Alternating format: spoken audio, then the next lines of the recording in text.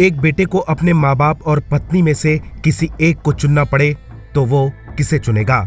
यही स्थिति क्रिकेटर युजवेंद्र चहल के सामने कोरियोग्राफर धनश्री वर्मा ने पैदा कर दी। ऑफिशियल तलाक होने के एक हफ्ते बाद धनश्री का असली चेहरा लोगों के सामने आ गया है। इस तलाक की वजह से जितना डिस्टर्ब चहल हुए हैं उतना शायद धनश्री नहीं हुई। 20 मार्च को चहल और धनश्री वर्मा का आधिकारिक तौर पर तलाक हो गया।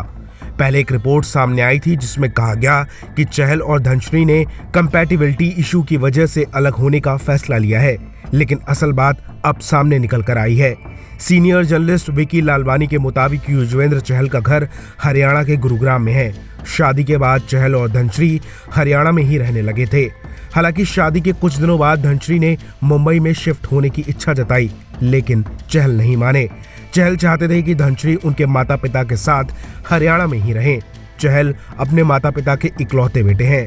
घर की सारी जिम्मेदारियां उन्हीं के कंधों पर हैं।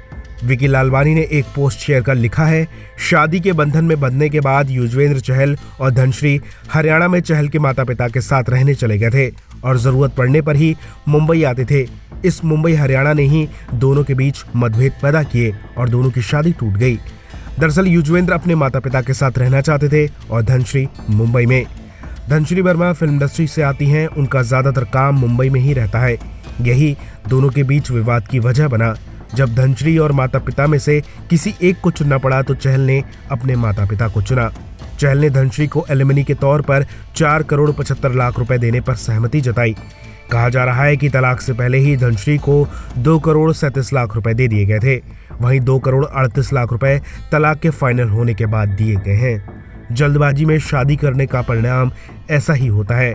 शादी से पहले ही अगर धनश्री और चहल इस मुद्दे पर बात कर लेते तो शायद उनकी शादी नहीं होती और दोनों ये रिश्ता टूटने का दर्द नहीं सहते।